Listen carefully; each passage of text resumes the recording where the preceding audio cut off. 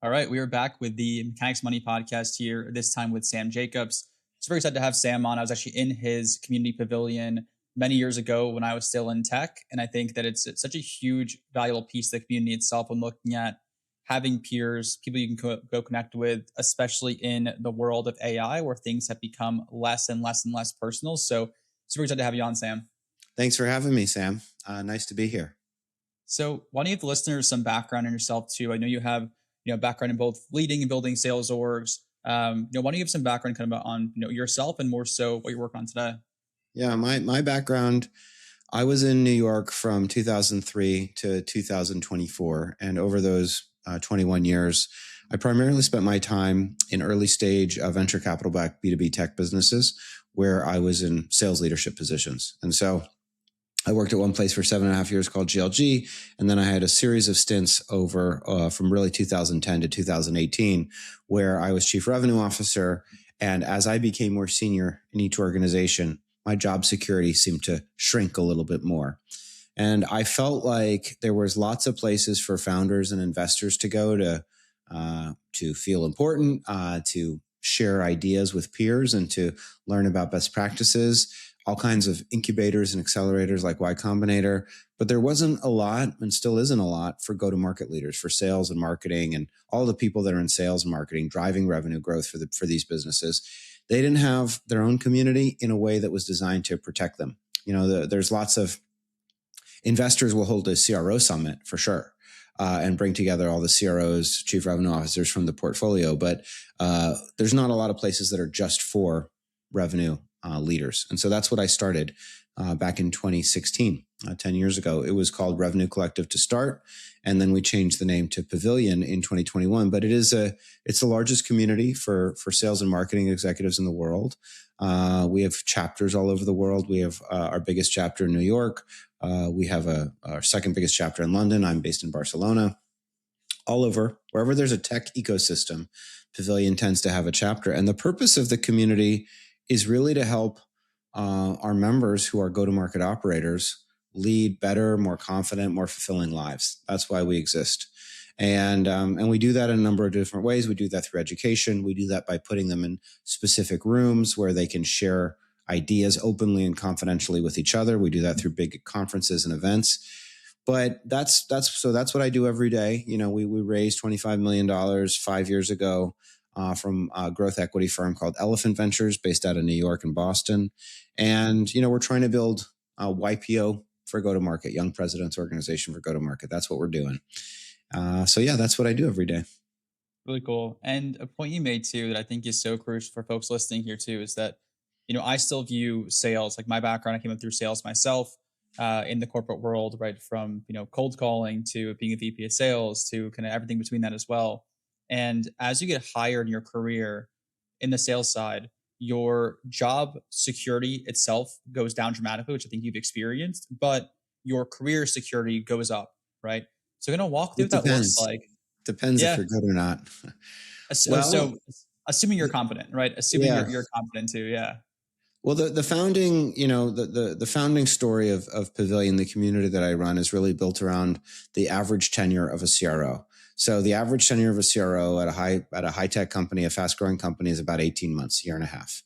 You can look at different numbers to figure out. Sometimes it's more, sometimes it's less. Sometimes people say chief marketing officers have a slightly longer tenure, but in general, it's a pretty precarious job.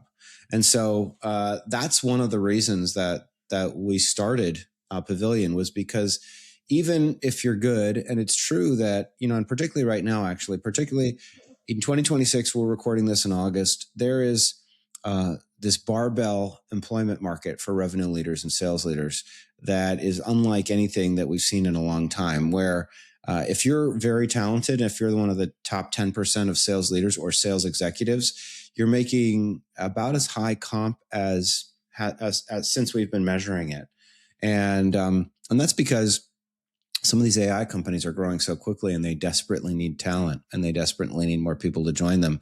So the great CROs are making $600,000-$700,000 a year, $800,000 a year. And then there's a lot of private equity backed businesses that aren't growing at all. We all know about the Airtable acquisition that sold for $1.2 billion. And I think they'd raised $1.3 billion. And I think they were last valued at, 13 billion or something like that. So it's a tale of two markets. There's a market of slower growth businesses that are really struggling, and a market of fast growing businesses where, great sales leaders can really command top grade compensation. But I would say in general, the thing that we're trying to do at Pavilion is we're trying to empower operators so that there's a more level playing field between themselves and, the companies that they're helping build, particularly in the early stages. Because my experiences in the early stages is when, and I talk about this a lot, revenue leaders, if you join a very early stage company that's doing 500,000 in revenue or $1 million in revenue, and you help get that business to 10 million in revenue. Well, a business that's doing 500,000 or $1 million in revenue is barely a business. It's still a project in a way. There's not a lot of repeatability. There's not a lot of architecture. There's not a lot of foundation.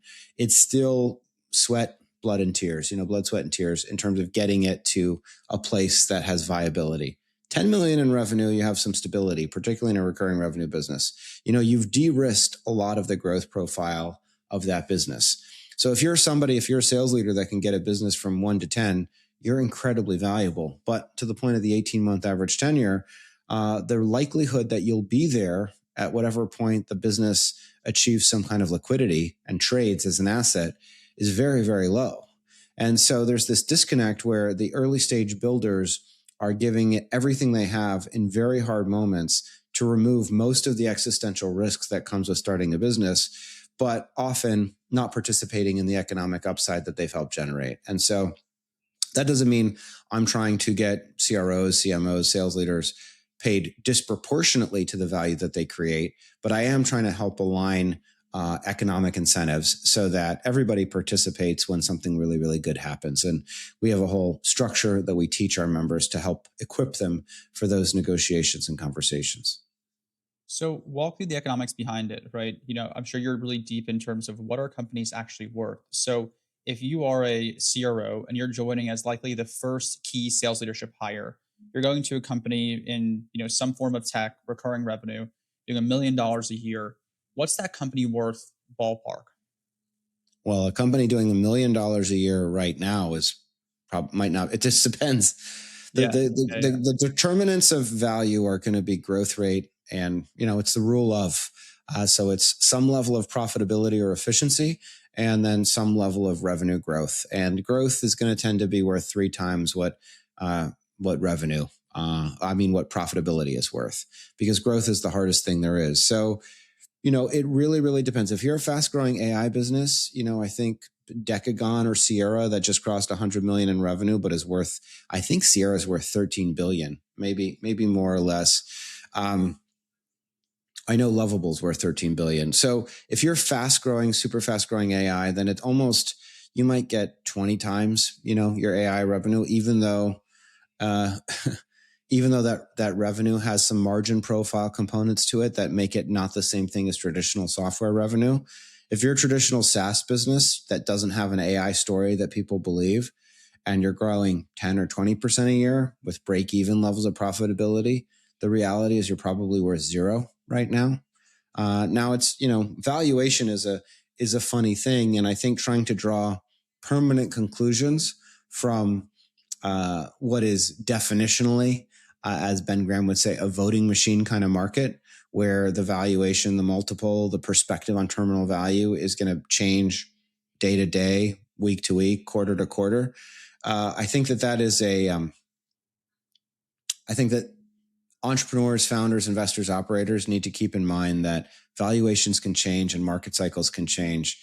They need to be focused on building what are still good businesses. I was at an event last week and somebody was saying to me, because I teach a P&L fluency course, I teach go-to-market operators how to think mathematically and think from the office of the CFO. And somebody was asking me, is the old math gone? All of the math around unit economics and customer acquisition costs and how that relates to lifetime value and how that relates to retention, is that all out the window? Because some of these businesses are being valued at, many, many more multiples than some of their unit economics might imply. And the answer is, for me, of course not. So there's no old math and new math. There's just math. And it's still true that any company needs to acquire their customers profitably, service them at good margin, and hopefully keep them for a long time. And that doesn't matter whether you're AI or non-AI or whatever you're doing. That is your goal as an entrepreneur and an operator. So again, the market might tell you that a certain kind of business is now worth nothing, and a different kind of business that looks very similar but has different story, different narrative is worth tremendously more. But unless you're raising capital and unless you need the market to price your asset right now, it can be irrelevant. And that's why, there's a lot of other factors that go into it. But one of the biggest ones is your balance sheet strategy is your strategy. If you have venture investors that need you to sell your business quickly, or they need you to grow at 500%, or they're going to mark the asset down to zero, or just stop coming to the board meetings, then that's different than if you're bootstrapped. Everything else about the company is the same, but the ownership of the business is controlled under the founder. Then you can grow as quickly or slowly as you want. So I don't know if that answers your question. Those are my thoughts. More so, no, that's super helpful context. And more so, where I was going with it too was understanding that incremental value that CRO is coming in and driving for both going from say 1 to 10, but more importantly, putting in those foundational systems to make it an actual company. Likely that $1 million company, that first $1 million they sold, is likely founder-led sales at that point, right? In terms of pure grit and effort and connections versus a system that you have in place that can go scale. So it could be worth as much, like the 1 to 10 journey, exactly to your point, could be worth, if you say a $1 million business, these are ballpark estimates, but it's probably a $50 to $100 million value creation moment to go from 1 to 10. And of course, it depends on the speed at which you do it. Sure. But and CROs, CMOs, or VPs of sales, people that come in at that $1 million stage, oftentimes they're getting 1% of the company. And it can be a good deal if, they exercise their options, and if they they can pay their tax bill. But the point is that the value creation that happens on that 1 to 10 journey is massive, is a factor. Again, if you're going from 1 to 10, you're going from not a company to a company. And again, that's a $10 million business, even in these markets, that's growing at any kind of level, is probably worth at least 60 or 70 million. And at 1 million, it might not be worth anything at all. And so you're looking at, let's say $60 million of value creation for somebody that you're going to pay 250, 300 base. Maybe you'll pay them 500 or 600 grand. If it takes a couple of years, you'll have paid them $2 million for $60 million of value creation. Now, of course, they're going to have equity too. But the point is, why is it unlikely for them to generate wealth from that equity? Well, because there's probably going to be a significant amount of dilution. There's going to be, the way that incentive stock options, ISOs, are structured in the United States, they expire after 90 days. So maybe you get a prolonged period to exercise the equity, but you don't own the stock most of the time. You have an option to purchase the stock, but that costs money, and it also triggers a tax obligation on the delta between whatever the most recent valuation is and what you're paying for the strike price. So I've got friends right now. These are true stories of people that have helped create hundreds of millions of dollars in enterprise value for businesses. And they're seriously debating. One of them left a year ago. He had 2 years to exercise. He's coming up on the summer of 27 to figure out if he wants to exercise his equity. It's a massive check. You're then going to cut another big check to the IRS because of the implied capital gains, which is sort of totally insane. And so you have to look at, like, I might be out of pocket $1 million. Yes, if it hits, it's great. But if it doesn't, you don't get the money back on the taxes that you pay. That's for sure. And you certainly don't get to sell the stock back if nobody ends up buying it after a period of time. So it is a big crapshoot. And this is why there's a lot of cynicism around the value of equity at high growth companies, in our ecosystem. But all of that said, when I look at all the people that have generated significant amounts of wealth in the world, it still is from equity most of the time. It's not from cash comp, although maybe there's some hedge fund people and some finance people that have made, tens of millions of dollars from cash comp, but most of the time it's equity appreciation. Yeah, because most folks too, what you likely find is that it's really tough to earn $1 million a year in terms of cash comp, unless you are a individual rep and you're selling a big enterprise type product and you have a disproportionate level of performance for 1 year, you can go out earn that number. So how do you think about it if you're giving some level of guidance, or people in your community and they're talking about this, is that say you are in the peak earning function of your career, your focus is to go maximize your next 10 years of compensation. How do you think about where to go land? And there's a few options here too, right? It's like one, staying in a lane of I'm going to go whale hunt deals at a more established company, right? Where likely more cash comp. I'm going to go take a early stage bet on myself where I'll have way bigger variance in terms of cash comp too, because those deals may or may not sell. There's no sales process there yet. There's obviously a lead time too. Or I'm going to go kind of somewhere between that and a leadership role. Like, how do you guide that person who's looking at my goal the next 5-10 years, make as much cash as possible, including potential equity upside? Well, that's interesting. If you're playing for 5 years, I would go to the company that's growing the fastest, where the reps are making the most money, and I would be one of the all stars at a place like Anthropic or Sierra or Decagon or any of these super, or Cursor or Harness or whatever. So if it's a 5-year time horizon, I would go make cash comp and just try and the problem with cash compensation, most of the time, is that we adjust our lifestyle to reflect the cash comp. And salespeople, in particular, why do we love salespeople, including me? Right? We love salespeople because they're not good at saving. They want to spend and they need the money, and that's great for CEOs because we want them to be motivated to hit the next quarter's quota or the next year's quota. So if making as much cash as possible is your goal in this moment in 2026 till 2031, I would try and be an individual account executive at the enterprise level at any number of the super fast growing AI companies. That is your surest path to cash compensation. Now, again, and if you can live below your means, if the problem with making $1 million on your W-2 is that's 50, it's going to be taxed at probably close to 50%. So I'm not saying that $500,000 in cash isn't a lot of money, but it's, it comes out to, what is it, $40,000 in a month. I mean, Yeah, that's you're good money. probably 40 grand. Assuming you're living in some level of, not Florida, right? In terms of where you're Yeah. living. If you're having to live in a big market like a New York or a California, you're likely taking home $500,000 less whatever your So holdbacks are for if things you're like retirement. single, if you're 25, that's amazing.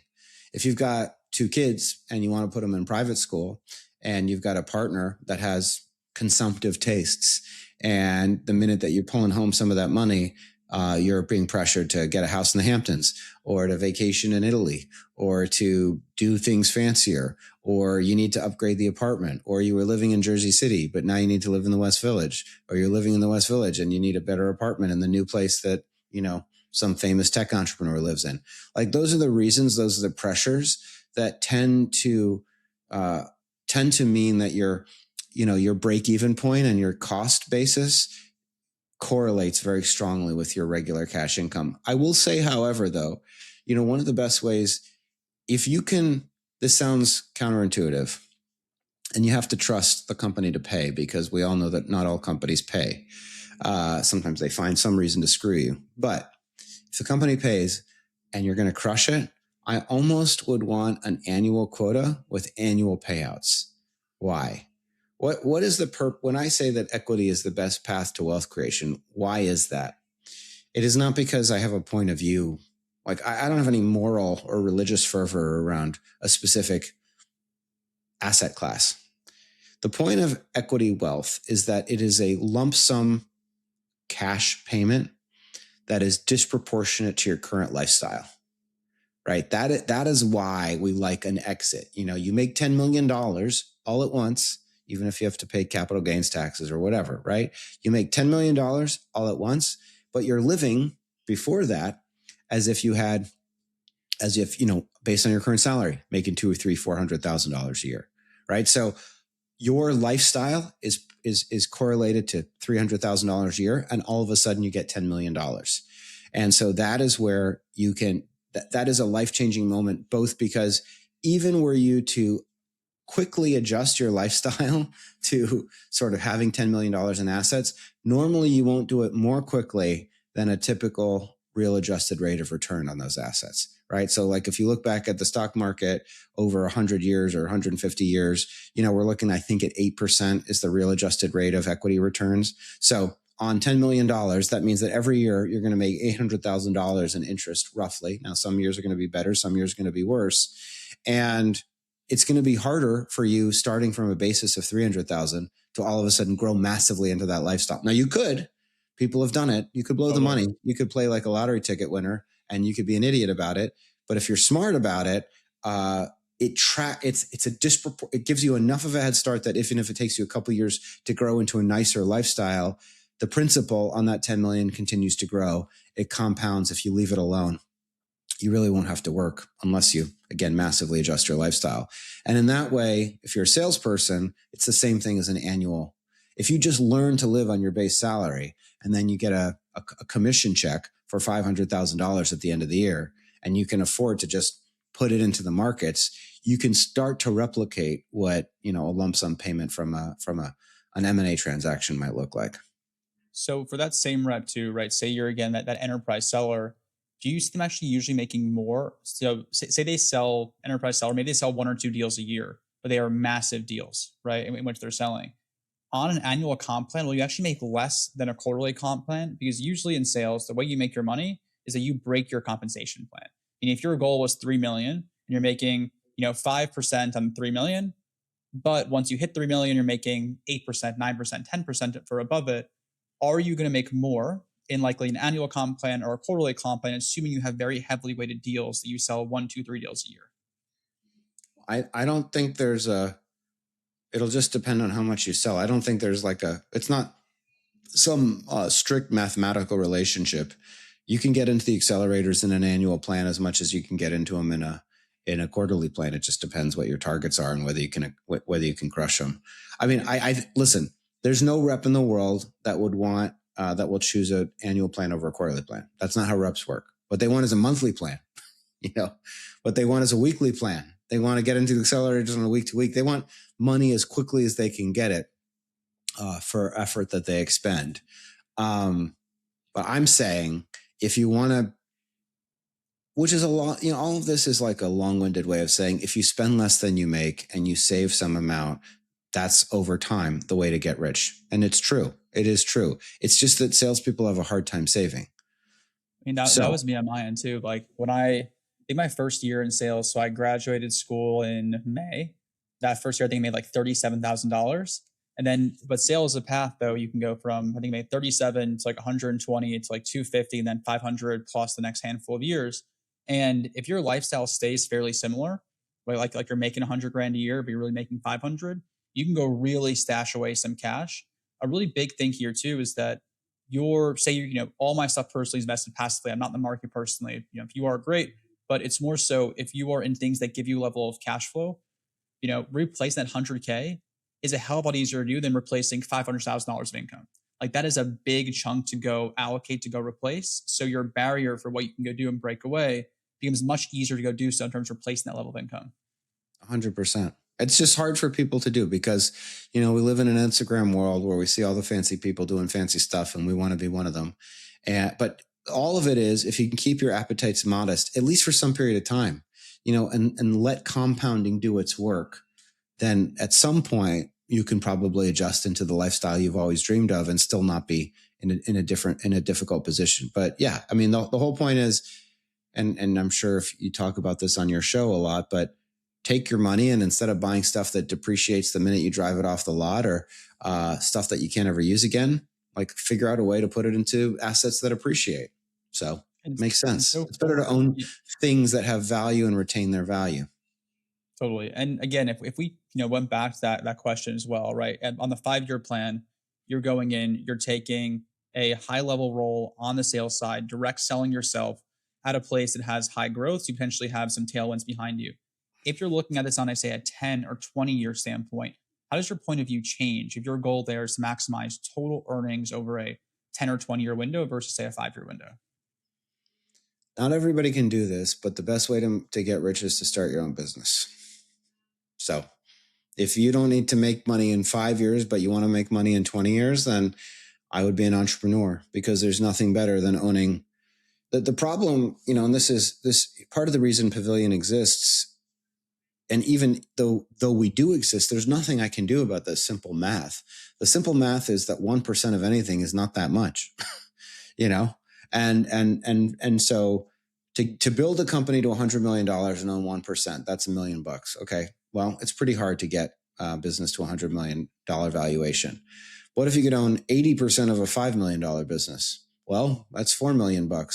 Like that math seems to me to be a lot easier for anybody. If you're that motivated by money, you're that entrepreneurial, and you want to figure out what this game of capitalism is and how it works, it would seem to me that the best path is own your own asset and own as much of it as you can and be willing to build it for as long as you can. And at some point you pick your head up and you'll be very wealthy. Yeah, I mean, if you look at all the data and stats around this too, if you look at people in terms of like real meaningful wealth, that top bracket is almost always from ownership. It's really difficult to go earn that much in a corporate role unless you have some extreme specialization in a, something like an AI, right, where you have really deep depth there, and you can go get paid millions of dollars in salary. Besides that, there really aren't a ton of places you can go make that kind of cash comp. So No, in your it's hard. And the other part of it is as you become better at your job, you're getting older and you're going to have more life obligations. You might have kids, you might have a wife or a husband, you might own a home.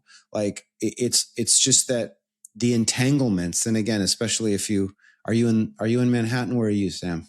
So I grew up in Brooklyn, but I'm down in Miami.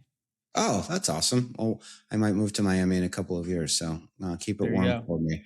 But you know, like private schools, country clubs, vacations, like maids, nannies, all of the stuff. Like you can make a lot of money, and it can go very, very quickly in a way that is where you don't feel like you might not even feel like you're some kind of crazy baller.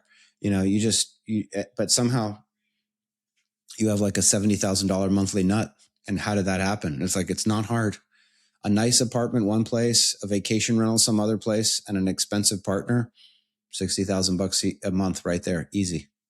Yeah, I mean, I actually had a post in this, I think earlier this week too, on Twitter where I was talking about it, where, if you're going to go leave and go break off and do your own thing, go build a company, when you're building a company, the likely scenario is that the first few years, you could have easily out earned yourself in the corporate world, right? Yep. Especially if you're in something like sales with high upside.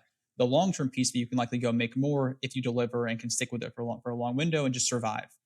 But when you're talking through that person who is, say, 25 and they want to make the jump, their cost of living is still reasonable, that jump is far easier because people have this adverse, ability to go do it. Where if your cost of living jumps up, replacing that cost, becomes much harder to go do, and you're also likely going to suck at what you're doing for a window of time too. People become, you know, against doing something they're really bad at. If you go from being the guy or the girl in your company, right, selling millions of dollars a year, making, three, four, $500,000 a year, the likelihood that you want to go start your own company and suck at what you're doing for a window of time, not the most fun thing to go do. No, it's not. This is why there's a very famous blog post on the internet, and it's called Climbing the Wrong Hill by Chris Dixon, who's at Andreessen Horowitz now. And he talks about exactly to your point, Sam, that you have to, the minute that you figure out you're not doing something that you love, you have to immediately stop as soon as you can so that you can start doing the thing that you do love, because you're wasting precious cycles of your life. The one thing I will say to challenge that idea, although I believe it fundamentally, but we are entering, not to be too weird or science fiction, but we're entering a period where people are like you seem like a young guy. You're probably going to have a choice for how long you want to live. Average life expectancy right now is 80, 85. I bet you're going to have the opportunity to live to at least 110, 120, if not much longer than that, because of advances that are happening in medicine fueled by AI. And what is my point? My point is that the opportunity cost of doing stuff is going to decline a little bit. If you know that you're going to be healthy for another 100 years, then you might be more willing to try something that doesn't have an immediate payoff or immediate return. There's going to be more seasons where people do finance for 20 years and then they direct movies for 20 years, or they do something else for 20 years. So I think that that's a very good thing for all of us that are so focused on success and accomplishment, that if longevity increases enough that we can at least feel like the pressure is a little bit off to be successful in such a short amount of time.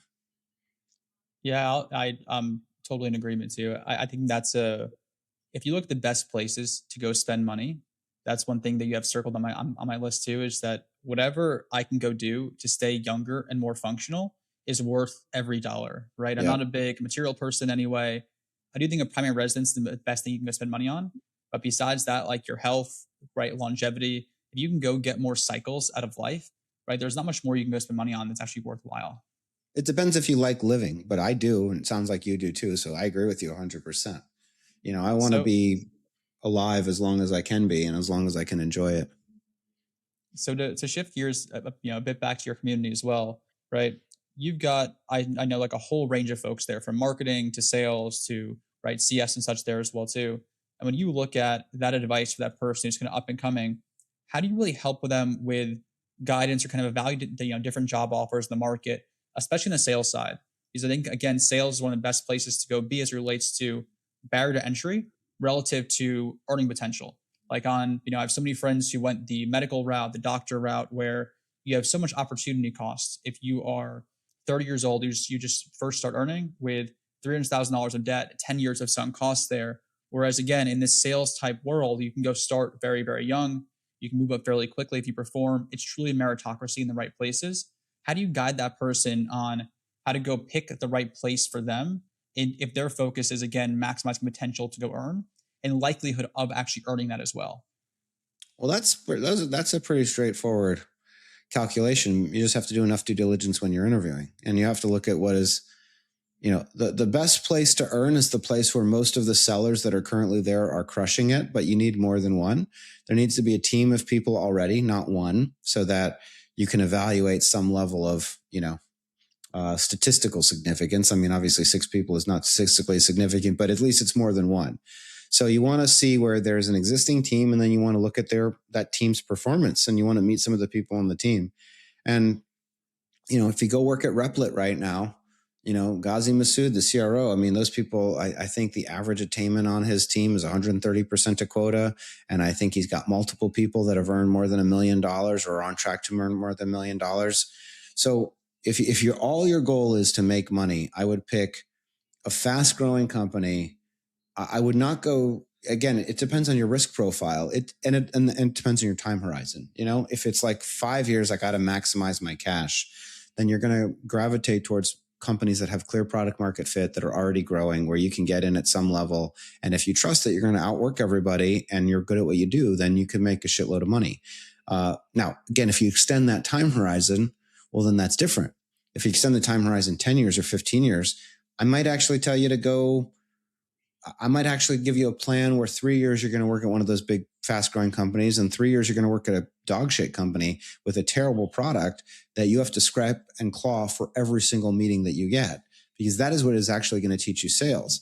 I might advise you to work at a company like PTC or ADP, some company with like a great training program. So at least, one of the things that happens, especially, early in your career, is that you get, maybe if you have early success, you never realize that you don't know anything. If you work at some company that was growing by leaps and bounds, and the marketing machine is working and they're handing you leads and meetings all day, you might think you're hot stuff and never have really truly learned the basic foundations and principles of sales. So I think there's probably some value, again, if you extend your time horizon. If you're like, listen, I got to grab the bag, secure the bag, as they say, and make as much money in as short a time as possible. All right, then try to make your way to Anthropic, OpenAI, Cursor, pick one of the fast growing companies and try to find your way in there. How do you think about sustainability? So on mine, I really had 4 good earning years in corporate, right, on the sales side, leading large sales teams before I left to go doing what I'm doing today. And what I found was that I made substantially more money in year 1 versus year 2 in both places, even though I've actually produced more in year 2 than year 1. And often what I've seen is that if you're going to a place that may have a immature sales org, right, they're still building certain things out, you have the better ability to go quote unquote break your comp plan, right, in year 1. They quickly adjust those numbers in year 2. How do you think about sustainability with things like that, kind of picking a company, or do you support the whole job hopping type place if your goal is to go earn? Uh, Again, here's what I would say. You're framing these questions in a very specific way, which is you're trying to make as much money in as short time as possible, presumably to, I guess, do something else that you like more. I would tell you, take a longer time horizon. That's the first thing I would say is I don't think job hopping is good. I think people should take a 20 to 30 year view of their life, of their career, and figure out what are the experiences that they're going to need so that they can be successful in 10 years, not just crush the comp plan in the next year. If your only goal, I wouldn't advise it because I don't think you're going to lead a fulfilling life if you're always just And so jumping mine, around. and so in fairness too, mine was I think a different scenario as well. Is like I knew I wanted out. Mine was more so a lever of how can I get the most resources possible. That once I figure out what I want to go do, I can go much bigger, much more quickly there too. I think you're coming from the lens of this is going to be a career person in this Right. field of how to go maximize that journey itself. I agree. So that's the important distinction. If you're like, listen, I want to do my own thing. I don't have enough money. Nobody's going to invest in me. I need to make a pile of cash. I still, first of all, you're right that there's not a lot of security or stability. The whole point of sales organizations, they always say, you never want to work at a place that is lowering quota and expanding the territory because that things are not going well at that company. Totally. The companies that are doing well are raising quota and narrowing the territory. But you're right that even putting aside just, they're going to change it when you do well, which is 100% true. The other part of it is markets come and go. The company, we're in a bull market right now and things are ripping. Maybe next year they stop ripping. Maybe, some major investor in data centers, misses their payments on their debt facility, and all of a sudden the whole thing evaporates, or there's a huge correction. And so my point is, if you're looking for stability or security, sales is not the best place. If you're looking for more security and stability, but you don't want that variability of huge upside, go work at Salesforce or some big company. If you want to understand that the year that you break the comp plan, the very next year, they're definitely going to change it. That's cool. Go work at an early stage company with some early traction. So I empathize with your experience, and I think it is typical to your point, which is, yeah, once you break it once, I was in a position where the rep, one of the best sellers I've ever worked with, and this was in 2010 or 2011, so 15 years ago, and he's like, listen, the way you've designed this plan, he's like, you haven't designed it right.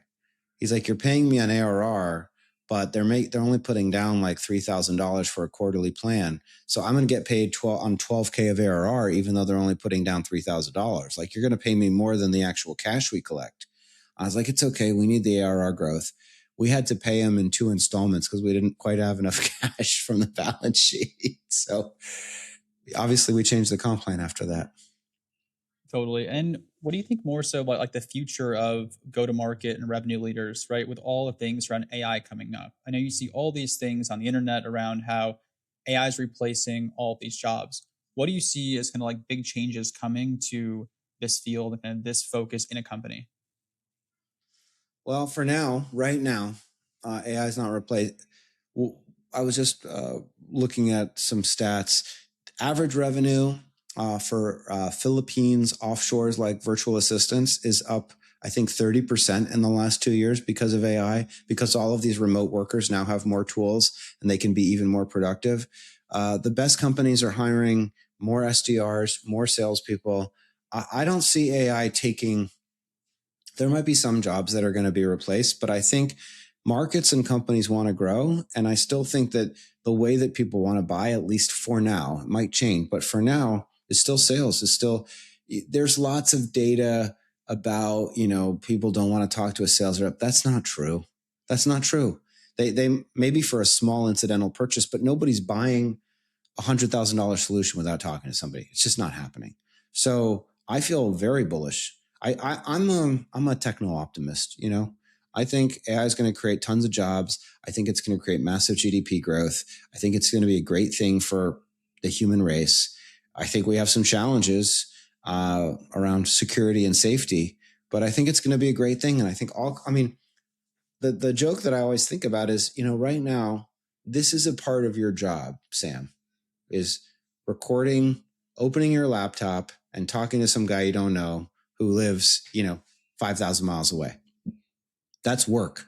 If we had gone back in time 100 years and and gone to your great grandparents and like, look, look at this youngster. This is his work. They're like, what are you talking about? That's not work. Like, he's not making shoes. He's not making barrels. Like, his hands aren't even dirty. It's like, yeah, well, lots of things that look like play today are work, and lots of things that used to look like play are jobs now. So, um, I believe there's going to be all kinds of new and interesting opportunities that are going to be really exciting. As a revenue or sales leader, yes, you're going to have to know more systems, but people still want to buy from people, as far as I can tell. 100%. I think that the more automated life gets, the more people are leaning into actual human connection too. Where I think I've seen data on that threshold that's like $2,500 is the most someone will typically buy without interacting with a person. And, likely even less on more complex type things, even at the lower price point. And, the more people skills you have, that's gonna be harder and harder to go replace with AI. I know you and I are both fairly active on LinkedIn too. Like, you go pop open LinkedIn and you go see clearly who still writes their own content and who does not. And I think that if you look at AI replacing like people and sales skills, like, we're not there yet at all. We're not there yet. We don't. Predicting the future is hard because you don't know what's going to happen. That is a Yogi Berra quote, or it's a Yogi Berra bastardization. But it's the damn truth, man. We don't know what's going to happen. Here's a parting thought for you. This is my talking point of the semester. There's no good reason. People can explain things, and you're going to have economics people, but fundamentally, the stock market shouldn't go up. Not every day. It should go up on average the same number of days it goes down. And yet, over the last 100 years, it goes up 8%. Well, the price of a given company's stock reflects all of the current value and the future value, right? A price at any given time reflects consensus about what people think the asset is worth and will be worth in the future, right? And it's true that the S&P or the Dow Jones are trading the best companies in and out. So at any given time, the index represents a collection of great companies. But fundamentally, there's no good reason why the stock market should go up, because at any given time, it should reflect everybody's best consensus about what the future will look like. And yet the stock market goes up. Why is that? It's because I think the future tends to be better than we understand, consistently and predictably, in a way, which is a funny thing. And so my point is, I'm a techno-optimist, and I do believe that I believe that the future always seems to be better than the cynics think. Yeah, I mean, you often see people, if you look at the Robert Kiyosaki's, the Ray Dalios, who have predicted, 40 of the last two recessions. Yeah, Right? exactly. It's always, I mean, Dalio, yeah, he's more, but yeah, it's exactly right. Yeah, I mean, I think there's just so much opportunity going out here too. And before we wrap up here as well, you personally, right, you've had success both in the, operating standpoint, right, the community building standpoint, that you're in now. For you, kind of what's your focus going forward? I'd say as a follow-up question too, kind of what's the best place to, like, you personally go spend your money that actually brings you level of fulfillment? Oh, that's interesting. Well, what's my plan right now, I think, was the first question, or what am I working on? Exactly to sort of what we were talking about. I want Pavilion to be a lasting institution, and I want it to be a company that helps people navigate the coming superintelligence, right? I do believe that, over the next 10 years, things will change, really over the next 20 years, 30 years, right? Things are going to change more than we understand, because we're going to be in the steep part of the exponential curve, and people are going to be freaked out, and they're going to need other humans, and they're going to need community to help guide them through that transformation and that change. And I want Pavilion to be part of that. So what I'm working on is building a business that lasts, that endures, that generates predictable EBITDA, that grows 20% a year, but that is a true enduring institution. And if I can do that, I can run it for a very long time, and I don't need to price it, right? I don't need to sell it, because it's generating cash and I can pay myself well. And it's a good mission. The mission is helping people. The mission is helping operators navigate a scary and complicated world. So that's what I'm working on. And how do I spend my money? Well, I invest, and honestly, I just like to hang out with my family. So, I'm trying to keep my appetites relatively low. I do like to travel well. I like nice vacations, but fundamentally, what I'm trying to do is read lots of books, make music, create things, run my business, engage with people, and find human connection. Sam, really appreciate it. Thanks for having me.